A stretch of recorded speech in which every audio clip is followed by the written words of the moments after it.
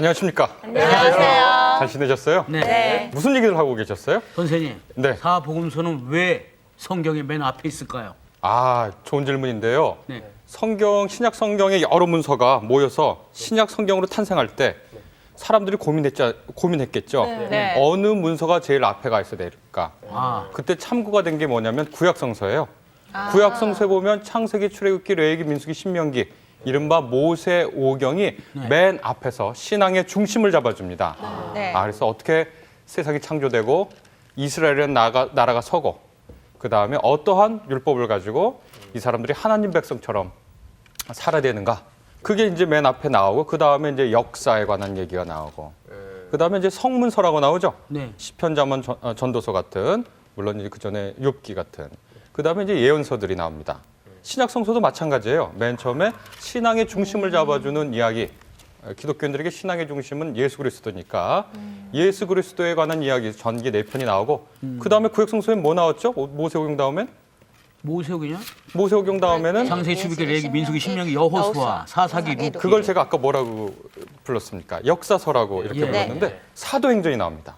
그러니까 사도들이 어떻게 역사를 이뤄갔는가 하는 역사에 관한 얘기 나오죠. 그 다음에 뭐 나오죠? 사도행전 다음에? 뭐 로마서. 그렇죠. 그걸 이제 편지죠. 네. 욥기, 시편, 잠언, 전도서. 이것은 이제 이른바 일반 문학적 작품들로 보이는데 서신들도 현재에 쓰는 서신 문학이죠. 그다음에 요한계시록 맨 마지막에 나오는데 그것은 네. 구약성경의 예언서. 예언서 네. 하고 이렇게 맞춥니다. 그래서 어떤 분들은 과거, 현재, 미래 이런 순으로 배열된 게 아닌가 성경이 그렇게 얘기하는 분들도 선생님 있고. 그런데요. 그러면 사복음서 중에 마태복음은 왜 맨 처음에? 네, 그건 왜 맞아요. 그래요? 야, 창세기랑 보니까 이게 계보가 나와서 그거랑 맞추려고 그랬던 게 아닐까요? 이렇게 딱 아니죠. 창세기 딱 보면 네. 경상도라며. 누가 누구를 경상도 낳고 사람이라네. 제가 제일 좋아하는 학생들이 어떤 학생들이냐면 크게 틀려주는 학생이죠. 줘야.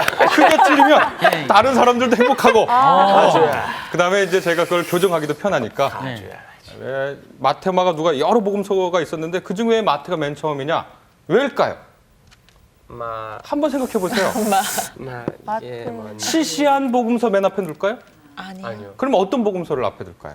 가장 중요한. 중요하다고 생각하는 거, 네. 혹은 사람들이 많이 읽는 거. 이거는 정말 중요한데 복음서들 중에 그렇게 생각한 거 앞에 가겠죠. 그래서 마태복음서, 그다음에 맨 마지막에 오는 복음서는 또 어떤 걸까요? 또 중요한 거. 중요한 거. 마태하고 요한 이렇게 순서를 잡습니다. 물론 마가랑 누가가 안 중요하다는 거 아닙니다. 네. 그 특별히 뜻이 있어요. 마태복음서는 유대적 복음서입니다. 마태복음서의 특징에 대해서 배웠는데 유대인의 왕인 예수님을 그린다. 그래서 구약과 신약을 연결하는 다리 같은 그런 복음서니까 신약 성경 맨 앞에 올만하죠. 그리고 여러분들이 다 잘 아는 아주 신약 성서의 유명한 말씀들 마태복음서에 많이 기록되어 있습니다. 그걸 보고 이 책이 가장 앞에 올만하구나 그런 생각을 하게 됐습니다. 여러분들이 저에게 질문하셨으니까 저도 여러분에게 하나 질문하려고 합니다. 안 하셔도 돼요. 아니요, 가볍게 해주세요. 또 크게 그만할까요? 틀려주시면 너무 고마운데 왜 복음서를 기록했을까요? 네? 왜 복음서를 기록했을까요? 누군가 복음서를 기록했을 거 아닙니까? 네. 네. 그러면 기록하고 싶거나 기록할 필요가 있거나 기록할 이유가 있었겠죠. 네. 네. 왜 복음서를 기록했을까요? 복음을 전하려고요. 성령님이 기록하라고 그럼요. 해서요. 기록하고 싶지 않았어. 제일 성령의 중요한 감화 게 감동 내지 예수님이 역사하신 계시고. 충만 그래가지고 하지 않으셨을까? 도대체 무슨 대답들을 하신 거예요? 이렇게 중구난방으로 말씀하시니까 어떤 말씀을 자, 하는지 한 분이 대표. 네, 대표가 우리 얘기하세요. 대표하셨다는 얘기하세요. 저 조수희 자매와 함께 얘기하겠습니다. 네. 예, 기록하고 싶지는 않았으나 네. 뭐 성령님의 감화 감동 역사하심이 충만하게 성령님이 임하니까. 빨리 적어라. 그래, 기록해라. 그러니까 그래서 적혔어요. 귀찮지만 줘야 맞아. 이렇게 적지 우리는 않았어요. 뭐라고 대답하죠? 자기를 희생하셔서 수업 분위기를 살리시는 좋아요. 김동현 선생님 감사합니다. 여러 이유가 있었겠죠. 정말 네. 말씀하신 대로 이 성령님이 이건 남겨야 되겠다.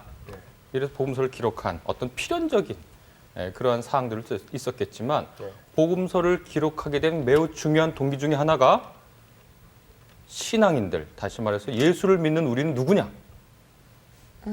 이것을 알고 싶은 거죠. 예수를 믿는다고 고백하는 우리는 누구냐?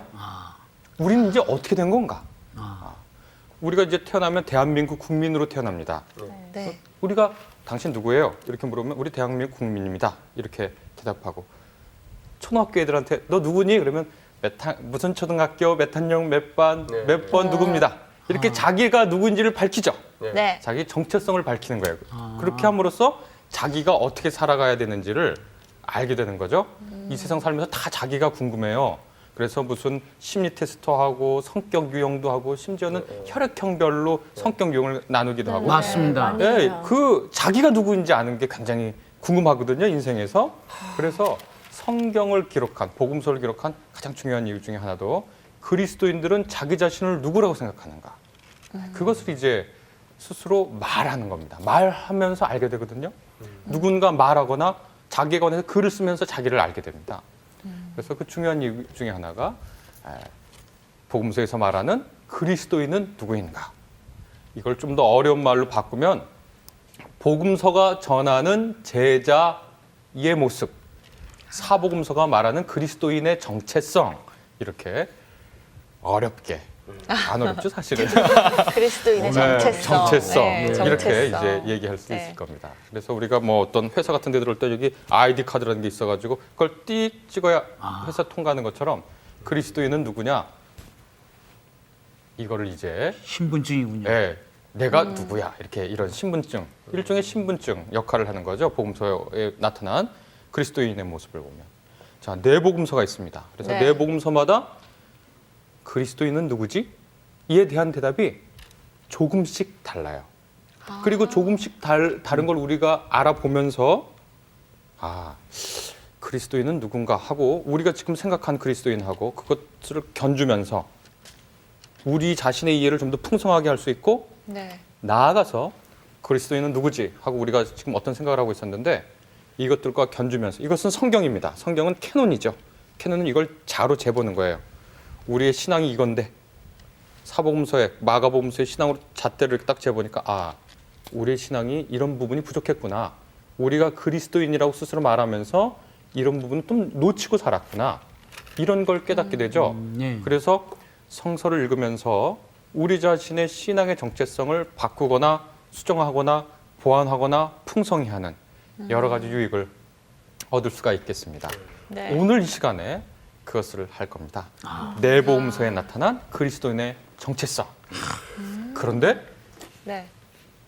원래 마가복음서 하나 하려고 그래도 한 학기를 하거든요. 예. 3개월을. 그러니까 이번 시간에는 아주 세세히는 못하고 대충 큰 주제만을 여러분에게 알려드리려고 합니다. 오늘의 말씀 복음서를 읽는 법 3강 사복음서가 말하는 그리스도인 김학철 교수님의 강의 시작합니다. 자, 맨 처음에 어느 복음서부터 볼까요? 마태겠죠? 마태. 네. 그런데 이 신약을 공부하는 분들은 어느 책부터 우리가 그걸 알아볼까? 사복음서 중에 이러면은요 마가복음서를 먼저 펴니다. 그래요? 왜냐하면 마가복음서를 제일 먼저 기록했다고 생각하는 신약학자들이 많거든요. 그래서 마가복음서를 먼저 한번 펴볼까요? 다음서부터는 마태도 한번 먼저 하겠지만 예. 마가 공동체는 마가 교회 사람들은 자기 자신을 누구라고 이해했을까? 어떻게 이해했을 것 같습니까? 모르겠죠. 모르니까 공부하러 오셨겠죠. 네. 그 대표적인 본문 세 본문이 있는데 첫 번째 있는 본문은 마가복음서 1장 16절에서 20절에 있는 본문입니다. 어떤 분이 읽어주실까요? 네. 갈릴리 해변으로 지나가시다가 시몬과 그 형제 안드레가 바다에 금을 던지는 걸 보시니 그들은 어부라. 예수께서 이르시되 나를 따라오라. 내가 너희로 사람을 낳는 어부가 되게 하리라 하시니 곧 그물을 버려두고 따르니라.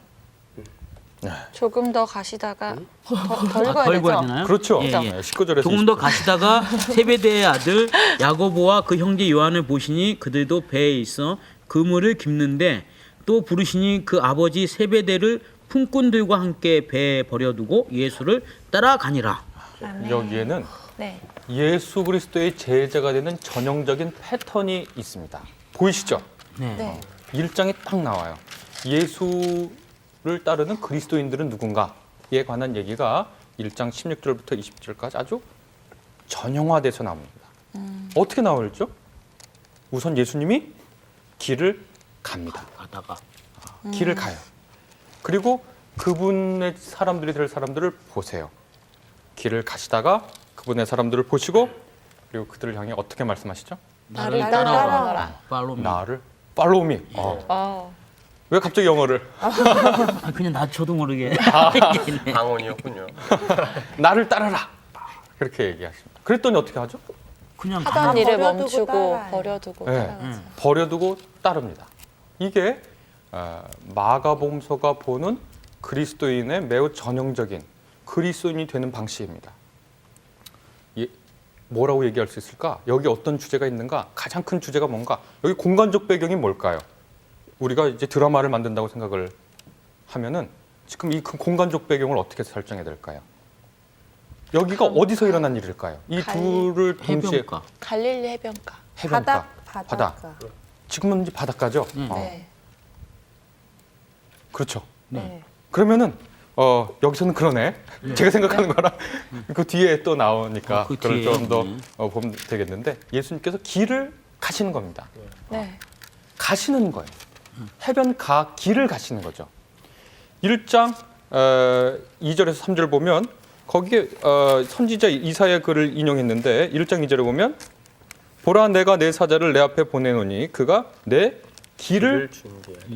예비할 거다. 3절에 보면 주의 길을 준비하라. 준비하라. 마가복음서가 전하는 제자도는 길에서 예수님을 따르는 사람들로 스스로를 이해했습니다. 길에서 따른다. 저는 이것을 하나의 은유로서 여러분들에게 전해드리고 싶습니다. 영어학과 쓰셨으니까 메타포. 길에서 따르는 사람들입니다. 그리스도인들은. 이러한 패턴이 마가복음서 곳곳에 전형적으로 나타나 있습니다. 우리가 한 구절 더 보면 마가복음 10장 46절에서 52절을 한번 보겠습니다. 네, 거기 어떻게 기록되어 있나요? 그들이 여리고에 이르렀더니 예수께서 제자들과 허다한 무리와 함께 여리고에서 나가실 때에 디메오의 아들인 맹인 거지 바디메오가 길가에 앉았다가 나사렛 예수시란 말을 듣고 소리질러 이르되 다윗의 자손 예수여 나를 불쌍히 여기소서 하거늘 많은 사람이 꾸짖어 잠잠하라 하되 그가 더욱 크게 소리질러 이르되 다윗의 자손이여 나를 불쌍히 여기소서 하는지라. 예수께서 머물러 서서 그를 부르라 하시니 그들이 그 맹인을 부르며 이르되 안심하고 일어나라 그가 너를 부르신다 하매 맹인이 겉옷을 내버리고 뛰어 일어나 예수께 나아오거늘 예수께서 말씀하여 이르시되 내게 무엇을 하여 주기를 원하느냐. 맹인이 이르되 선생이여 보기를 원하나이다. 예수께서 이르시되 가라 내 믿음이 너를 구원하였으니라 하시니 그가 곧 보게 되어 예수를 길에서 따르니라. 시몬, 안드레 같은 아주 유명한 제자들도 길에서 예수님을 따르고 그다음에 여기 이제 디메오의 아들 바디메오, 바라는 말이 아들이란 뜻이에요. 그래서 바디메오 하면 디메오의 아들 그런 얘기거든요. 바 예수 그러면 예수의 아들 그런 뜻입니다. 바나바 그러면 위로의 아들 그런 뜻이거든요. 바나바라고 아시죠? 네. 그분이 원래 바나바. 나바야 옛날 개혁 성경은 건의자 이렇게 번역되어 있는데 나봐야 아들이지. 나바야 아들. 그 나바의 아들이죠. 바나바 하면 위로하고 권면하는 아들 그런 뜻이거든요. 여기도 전형적인 패턴이 나옵니다.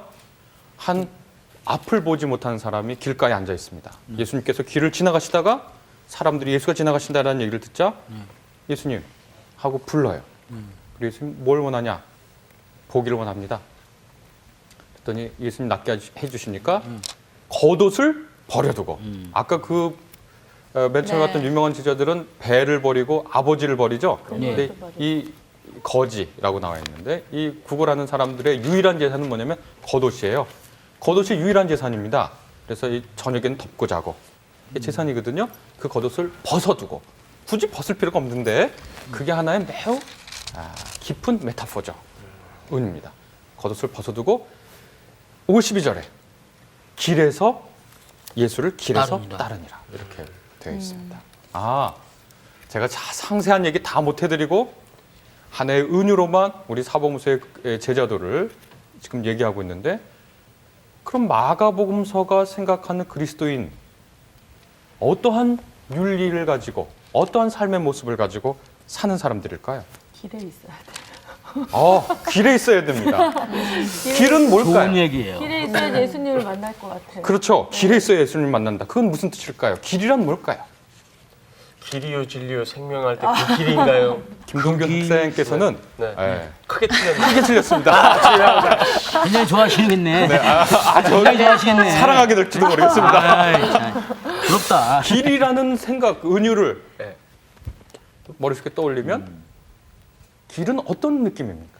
인생의 길. 인생의 길. 그렇죠. 그것도 인생은 길이다. 이렇게 은유를 하죠. 어떤 걸까요? 나의 생애? 생애. 지금 제가 만날 수 있다. 이른바 유명한 광고를 하나 패러디 해가지고 말씀드릴게요. 네. 길은 움직이는 거예요. 길은 움직이는 거예요. 고착화되어 있지 않는 거예요. 네. 길은 언제나 가야 할 것이 남았어. 길은 정체하는 게 아니야. 길에 집 짓는 사람은 없어요.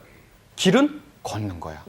그리고 움직이고 달려가기도 하고 잠시 앉아서 쉬기도 하지만 길은 움직이는 겁니다.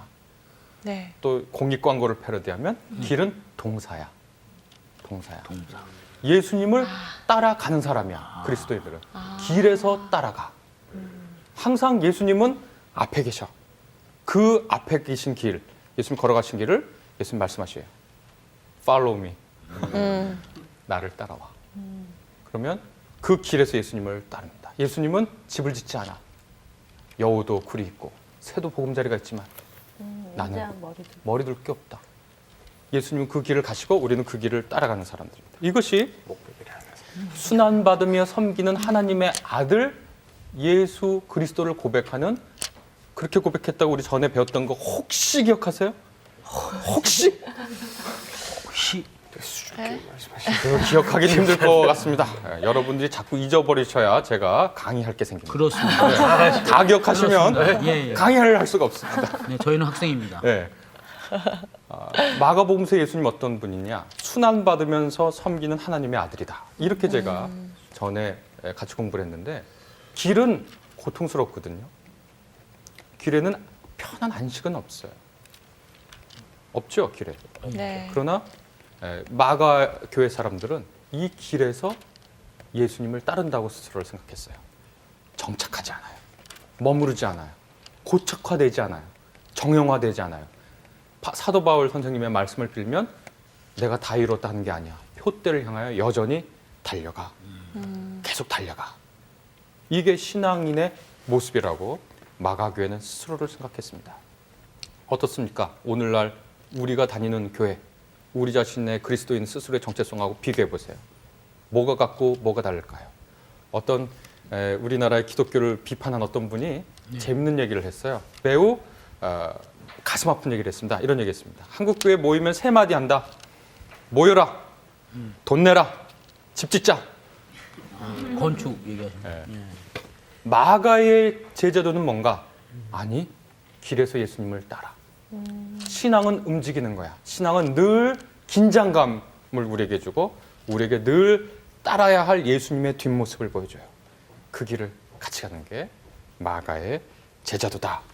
얘기할 수 있겠습니다. 순환이 있고 고통스럽고 번거롭고 번잡하고 또 게으름도 피고 싶은데 마가의 제자도는 아니, 너는 길 위에 있어 하고 우리를 알려주는 그런 역할을 한다. 얘기할 수 있겠습니다. 이 복음서를 마태 기자는 읽었어요. 읽고 나서 그것도 참 옳으신 말씀인데 마태는 조금 달리 제자도에 대해서 생각을 했습니다. 마태는 어떻게 생각했을까? 네. 여러분 저번에 마태 배웠는데 뭐라고 했는지 기억하세요?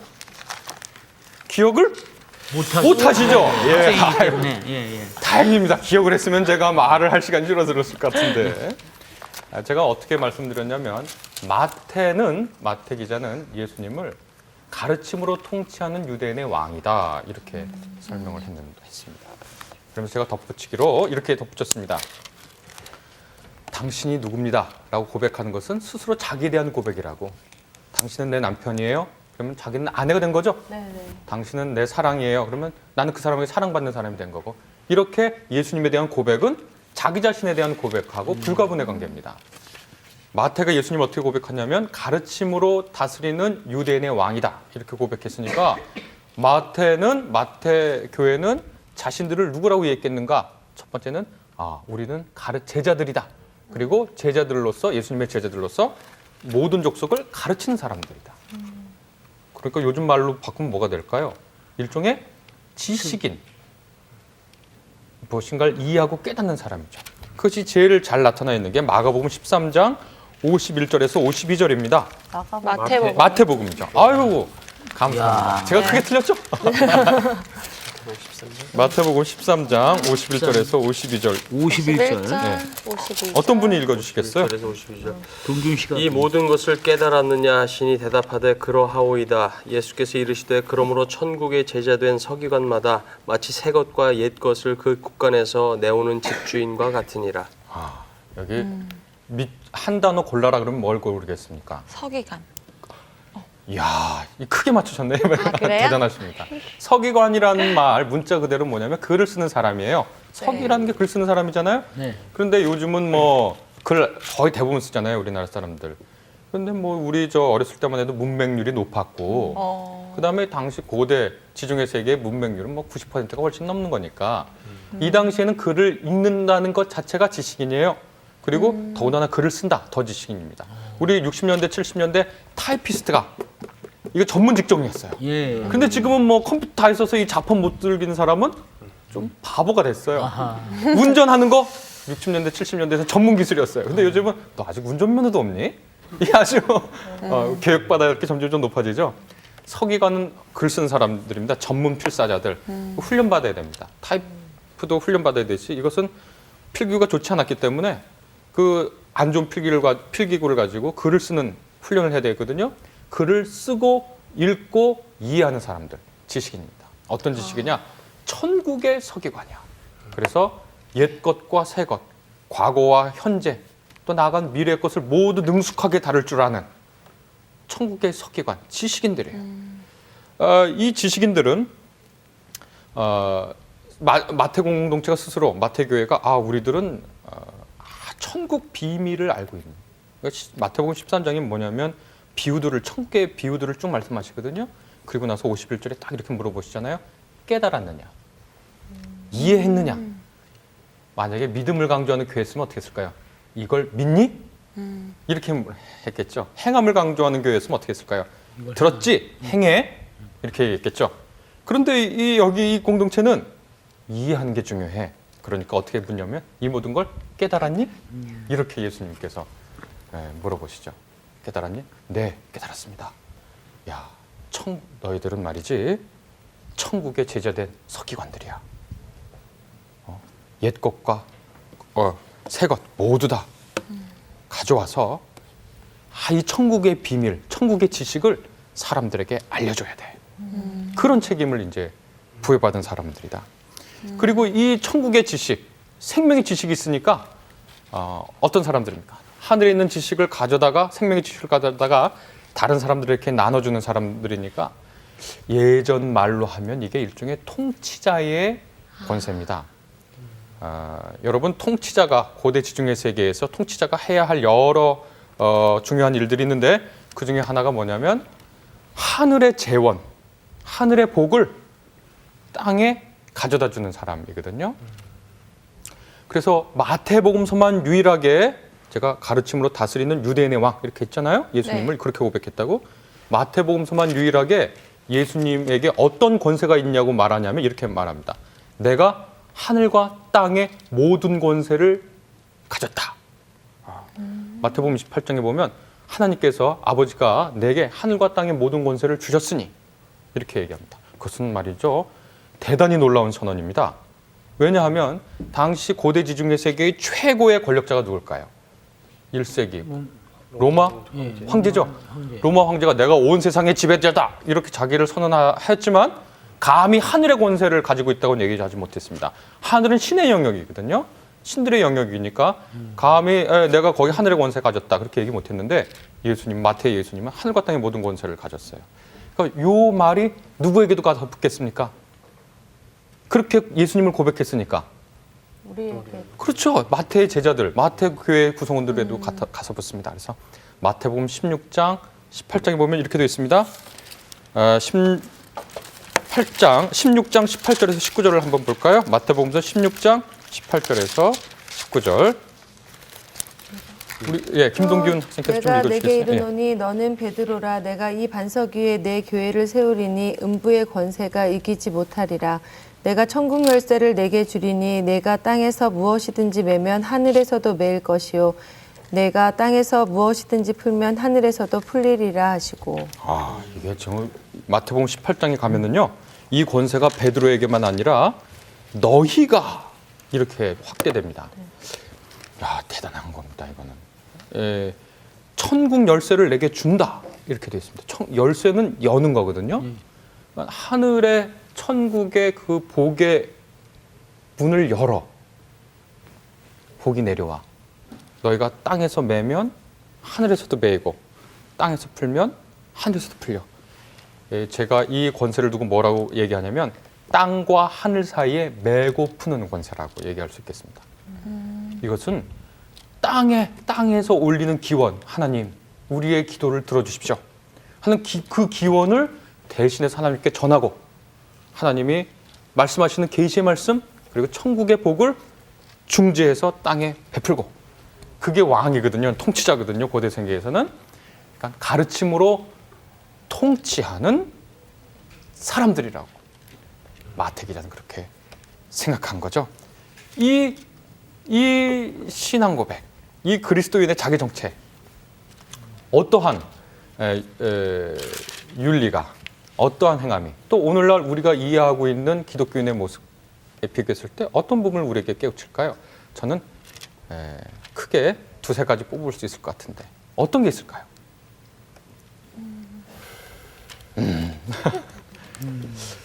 저는 매일 제일 중요한 게 이 모든 것을 깨달았느냐? 라는 질문 같습니다. 이 성서학당 왜 있죠? 깨달았느냐?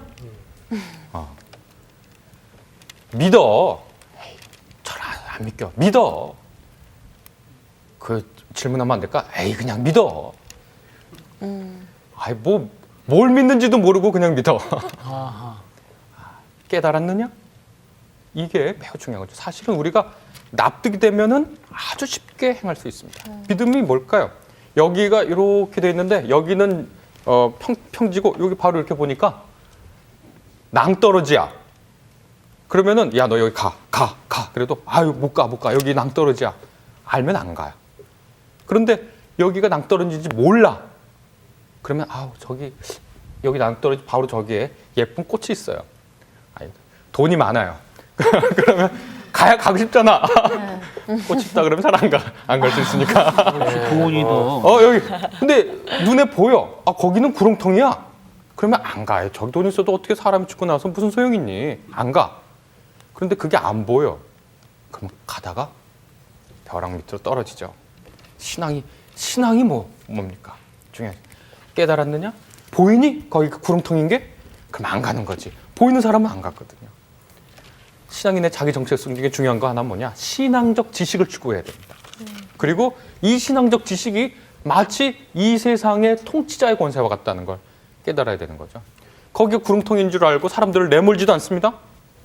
그리고 자기 스스로 가지도 않아요. 그거는 내가 신앙에 따르면 이렇게 살아야 되는데 하면서 그냥 내가 저건 하고 싶지만 내가 신앙에 따라 안 해. 이게 아니라 저거 안 돼. 저거 큰일 나. 그러니까 안 해. 남들이 너 신앙 좋다 그래도 야, 그게 뭐 신앙 좋은 거냐고 위험한 건 줄 아니까 안 가는 거지. 담배 많이 피는 분들 맨날 폐암 사진 보고 그거 봐요. 너 한번 펴볼래? 야, 그거 죽음의 일이더라, 야. 알면 안 하죠. 그리고 하늘의 지식을 안다, 천국의 지식을 안다. 그럼 어떻게 되겠습니까? 그거는 마치 이 땅의 통치자처럼 사는 겁니다. 누가는 마태는 몰랐던 것 같아요. 마가는 읽고 자신들을 어떻게 생각했는가? 누가복음서에 나오는 가장 특징적인 말, 그리고 누가복음서 쓴 사람이 사도행전도 같이 썼거든요. 여기서 나오는 가장 자기 정체성을 알려주는 가장 중요한 말은 뭐냐? 증인입니다. 증인. 누가복음에는 단지 두 차례 11장 48절하고 24장 28절에 나오지만 사도행전은 무려 13번이나 증인이라는 말이 나옵니다. 이 증인이 어떤 건가 제일 잘 알려주는 게 누가복음 24장부터 나오는 24장 13절부터 나오는 엠마오 이야기입니다. 우리가 시간이 한 3시간은 있어야 되는데 그래서 제가 엠마오 이야기 다 잘 아시죠? 예. 네. 잘 안다고 우리가 스스로 착각하고 한번 계속 네. 해보겠습니다. 엠마오로 예수님 달라 돌아가셨어요. 그리고 실망한 제자들이 한 제자는 글로바고 한 제자는 무명이에요. 이름이 알려지지 않았어요. 엠마오로 가고 있었습니다. 24장 13절에 보면 25리 정도 되는 엠마오로 가고 있었다. 그래서 이 모든 일을 얘기하는 거예요. 그분은 큰 기대했는데 여러분 상상이 가시죠? 여러분 다 상상력이 우리가 뛰어나니까 성경을 다 드라마라고 생각하면 됩니다. 드라마. 이 둘이 어떻게 감독이 돼가지고 어떻게 연출할까 딱 생각하면 돼요. 딱 하다가 갑자기 15절에 보면 예수께서 가까이 이르러 그들과 동행했어요. 갑자기 이제 길벗이 된 거죠. 길벗이 이렇게 또 이렇게 이어가는데 그냥 저기서 어떤 분이 걸어와서 딱 같이 해. 어디 가세요? 엠마오가 우리 같이 갑시다. 이렇게 가고 있는 거죠. 근데 그들의 눈이 가리워져서 그인 줄 알아보지를 못해요. 16절에. 그래서 예수님이 이렇게 짐짓 일부러 아니 무슨 일인데 그렇게 얼굴이 슬퍼요? 하고 물어보세요. 그랬더니 이제 글로벌한 사람이 당신 예루살렘에 있었으면서도 그 일을 몰라요? 그러면서 나사렛 예수님의 일인데요. 우리가 모두 그분이 저 하나님의 선지자고 위대한 분인 줄 알고 우리가 그분에게 희망을 걸었습니다. 그런데 죽었어요. 십자가에 달렸을 것도. 이렇게 지금 절망 가운데 있는 겁니다. 21절 보면 이 일어난 지가 사흘째요. 사흘이라는 건 뭐냐면 유대인들은 사람이 죽었어도 그 영이 이렇게 있다가 어떻게 하다가 3일 안에는 다시 소생할 수 있다. 그렇게 생각했거든요. 그래서 3일이 지나면 이제 안 돼. 예수님이 요한복음서에 나사로 살려갔는데 마리아가 나흘이 지났습니다. 냄새납니다. 나흘이 지났다는 건 이미 끝났다는 거예요. 완전히. 3일이 지났다. 이렇게 얘기해요. 22절 보면 또한 우리 중에 어떤 여자들이 우리로 놀라게 하였으니 이는 그들이 새벽에 무덤에 갔다가 그의 시체는 보지 못하고 와서 그가 살아나셨다 하는 천사들의 나타남을 보았다 함이라. 또 우리와 함께 한 중에 두어 사람이 무덤에 가 과연 여자들이 말한 바와 같았음을 보았으나 예수는 보지 못하였느니라 하거늘. 증인인데 어떤 증인이냐면 부활의 증인이에요. 부활의 증언이 이미 들렸어. 그런데 이 두 제자는 믿지 못하죠. 그러다가 예수님께서 지적합니다. 이 미련하고 선지자들이 말한 것을 마음에 더디 믿는 사람아. 그렇게 이제 얘기하시면서 그리스도가 이런 고난을 받고 자기 영광에 들어가야 될 것이 아니냐 이렇게 얘기를 하십니다. 그리고 막 성경을 풀어주고 너무 재밌으니까 우리 저 엠마오 그 가는 길에 이제 날이 저물었으니까 집에 묵어요. 그러면서 한 집에 들어가서 같이 묵자고 그러는데 예수님 초청해서 그 자리에 앉히고서 기도해 주세요. 떡을 떼는 순간 이 30절에 보면 그들이 음식을 잡수실 때 떡을 가지고 축복하사 떡을 떼는 순간 마지막 만찬이죠. 눈이 밝아져서 그인 줄 알아봤어. 근데 너무 재밌는 게 뭐냐면 31절 보면 그들의 눈이 밝아져 그인 줄 알아보더니 예수는 그들에게 보이지 않아. 지금까지 계속 왔을 때 예수님인지 몰랐어. 쭉 가다가 딱 앉아가지고 떡을 딱 떼면서 예수님이네? 사라졌어. 굉장히 재밌죠? 저는 이게 예수님이 우리에게 나타나는 현현 방식이라고 생각합니다. 제가 그림을 또 교육 보조제를 갖고 왔습니다. 또 그림. 이게 로베르 깡팽이라는 사람이 그린 그림인데 이건 베로니카의 수건이라는 작품이에요. 예수님 저 십자가 패션 오브 크라이스트에 보면 예수님이 거기 십자가 갈 때 어떤 여인이 와가지고 수건 건네죠. 딱 찍고 나죠. 예. 그때 거기에 예수님의 얼굴 사진이 딱 찍히죠. 그 얼굴 저 형상이 그게 베로니카. 그래서 어떤 사람은 베라 이콘. 라틴어인데 베라는 true 진실된. 이콘은 형상. 베라 이콘이라 그러거든요. 베라 이콘. 베로니카 거기서 나왔다는 말도 있고. 그 수건을 그린 그림이에요. 예수님이 부활한 예수님이 어떻게 우리에게 현현하는가? 이런 방식이다. 난 이건 참 잘 그린 것 같아요. 이 예수님의 존재 방식, 예수님의 얼굴은 어디에만 있느냐? 베로니카의 수건에만 있습니다. 그런데 이 수건을 잘 보면 이 화가가 참 대단한 사람이에요. 이 수건을 접어서 보관하죠.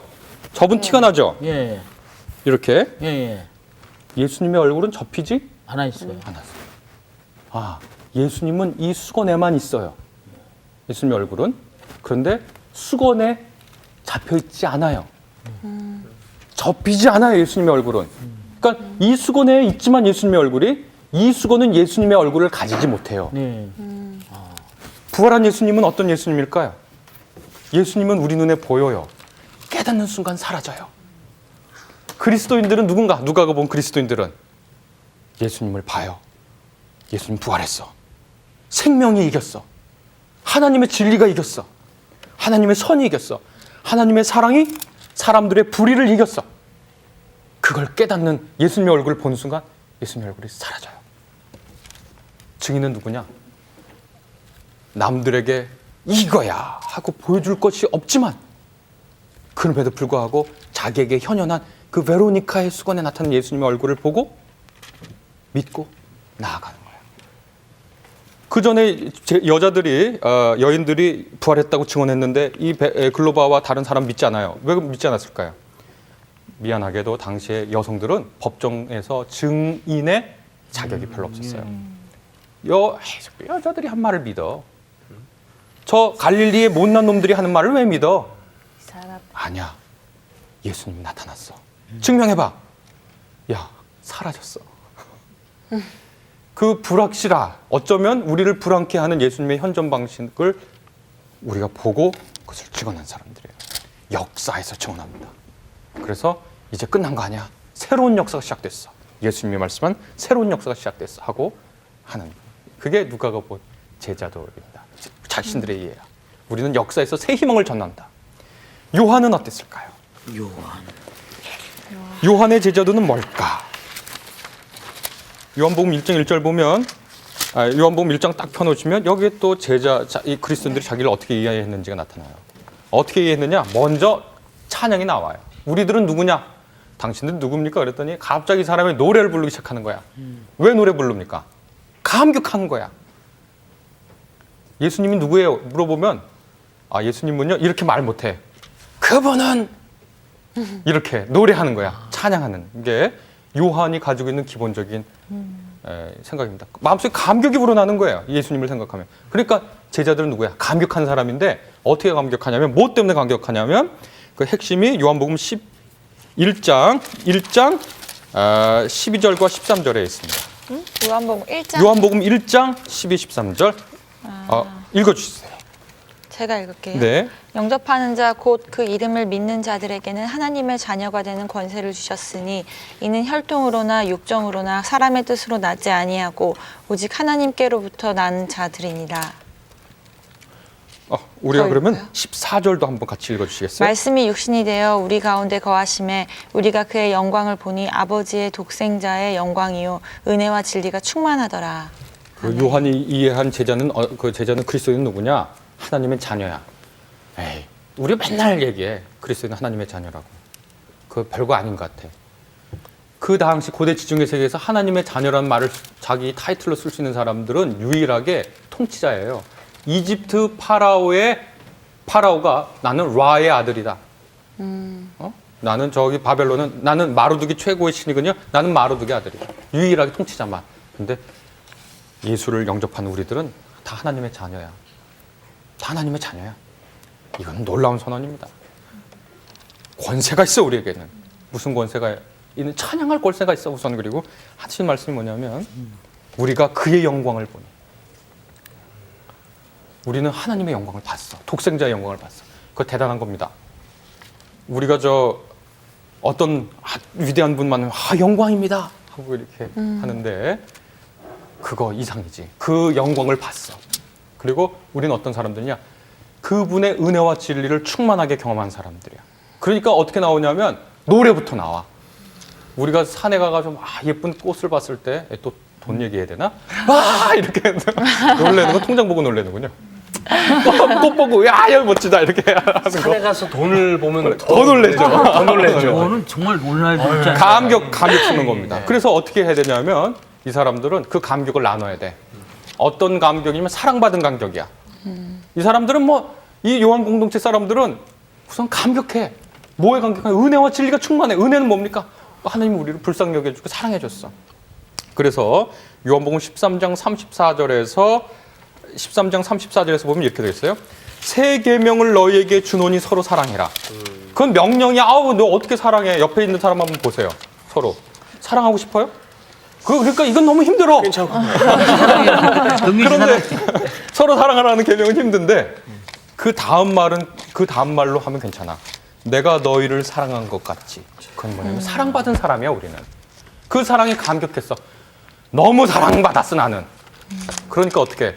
너를 사랑할 여유가 생겨. 서로 사랑해라. 너희가 서로 사랑하면 이로써 모든 사람이 너희가 내 제자인 줄 안다. 제자는 누구냐? 사랑받은 사람이야. 그 사랑이 넘쳐서 은혜와 진리가 넘쳐서 사랑할 수 있는 사람이야. 그게 요한이 본 제자입니다. 그러니까 사랑받고 사랑했으니까 사랑하고 사랑받으니까 노래가 나오지. 랄랄랄라. 룰루랄라? 룰루랄라도 되고요. 그게 요한이 스스로가 그리스도인의 정체성입니다. 노래를 불러. 왜? 은혜와 진리를 체험했어. 사랑받았어. 그게 제가 생각할 땐 하나님의 자녀가 됐어. 그 권세를 누려. 하나님에게 속해 있어. 그래서 서로 사랑할 수 있어. 서로 사랑해 너희들. 야, 사랑받은 사람이구나. 그리스도인이다. 이렇게 우리가 지금까지 마태, 마가, 누가, 요한에 나온 그리스도인의 4가지 모습을 살펴봤습니다. 자, 어떻습니까? 질문 있으세요? 요한이 역시 이렇게 감수성이 예민한 것 같은 느낌이 듭니다. 네. 왜요? 네? 이렇게 그 아니 소감의 왜냐면 마태, 노래를 마가, 누가는 이렇게 약간 느낌이 약간 학자 같은 뭐 여튼 그런 느낌이 드는데 요한은 왠지 그러니까 예능인 같아 느낌이. 그렇죠. 뭐 편이 안 되네요. 그렇죠? 그렇죠. 이 예. 심장과 심장이 통하는 어떤 그런 것으로 하나님을 만난 것 같은 느낌이에요. 요한복음을 좋아하시는군요. 네, 요한복음이. 네, 그러면 다른 복음서는요? 아니 그러니까 다른 요한이 맨 좀 더- 마지막에 온 이유가 많은 사람들이 감격했나 봐요. 역시 시작은 구약과 신약을 연결하고 깊은 신앙의 그 금강산에 1만 2천 번 본 거예요. 우리가 지금 큰 산골짜기 들어갔다가 맨 마지막엔 이야 하고 노래로 노래로 마무리하는 찬가죠. 로고스 찬가. 네. 찬가로 마무리하는 그리스도인 된 게 어떻습니까? 좋죠. 네. 행복합니다. 의무가 아닙니다. 우리에게 주신 사랑을 넉넉히 받았으니까 이제 사랑할 여유가 생겼습니다. 상처받은 내 가슴 사실은 상처받아 사랑할 수가 없죠. 각박하면 사랑할 수 없는데 사랑 많이 받았어. 그래서 이제 사랑할 수 있는 여유가 생긴 게 그리스도인이야. 우리 깨달았어. 그러니까 이제 나쁜 짓 안 해. 뭐 아는데 나쁜 거. 우리는 이제 고착화되지 않아. 길에서 예수님 따라. 우린 증인이야. 남들 눈에는 안 보이는데 사라졌다가 나타났다가 잡을만 하면 사라져. 그 예수님을 증언하고 살아요. 이렇게 우리는 행복한 그리스도인이 되어갑니다. 아멘. 아멘. 오늘은 여기까지 하겠습니다. 감사합니다. 감사합니다.